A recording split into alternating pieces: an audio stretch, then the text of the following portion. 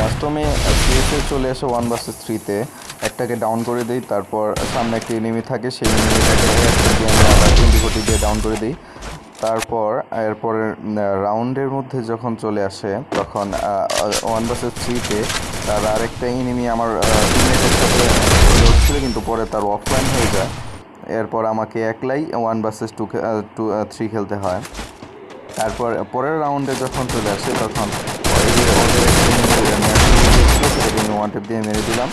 তারপর তার আরেকটি এনিমি ওইদিকে ডান সাইডে ছিল, সেই ডান সাইডে একটু ঘুরে দিয়ে ড্র্যাগ করলাম, কিন্তু আকাশে চলে গেল। পরে আবার ড্র্যাগ করার পর সেটাকে মেরে দিলাম, কিন্তু ও আবার মাকড়সা ছেড়ে দিয়েছিল, কিন্তু ওটাতে আমার কোনো সমস্যাই হয়নি।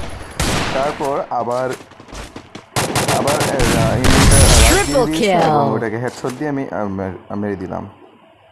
এর পরের রাউন্ডে আমরা চলে আসলাম পিকের মধ্যে চলে আসার পর MP40 দিয়ে টিমমেটটাকে তখন মেরে দিলাম, কিন্তু অফলাইন না, এটা ভালোই ছিল, কিন্তু এটা অফলাইন ছিল, সেটাকে আমি শটগান দিয়ে মেরে দিলাম। এরপর তাদের আরেকটা টিমমেট পিকের ভিতরে ছিল, সেই পিক ভিতরে থাকা টিমমেটটা যখন আবার আমার প্রতি রাশ দিয়ে দেয়, রাশ দেওয়ার পর এর পরের রাউন্ডের মধ্যে আমরা দেখতে পাই যে তাদের টিমমেট আগের দিকে চলে যাচ্ছিল, গ্লোবাল মেরে ডাউন করে দিলাম এবং গ্লোবাল মেরে দিলাম।